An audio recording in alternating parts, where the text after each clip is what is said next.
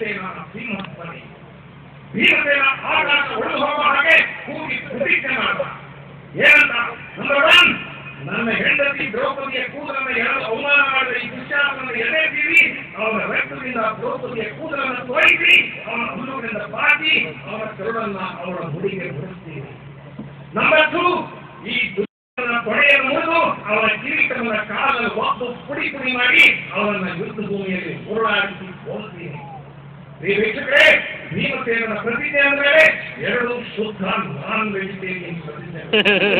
ಅದರಲ್ಲಿ ಅದರ ಡೀಟೇಲ್ಸ್ ಆಮೇಲೆ ಹೇಳ್ತೀನಿ.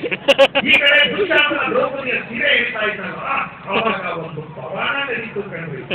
ನೀವು ನಂತರ ಇವಾಗ ಗೊತ್ತಿಲ್ಲ, ದುಶ್ಯಾಸನ ದ್ರೌಪದಿ ಸೀರೆನ ಎಳೆದ ಹಾಗೆಲ್ಲ ಅವಳ ಸೀರೆ ಅಕ್ಷಯ ಆಗ್ತಾ ಹೋಯಿತು. My dear friends, that is the most interesting part of this episode.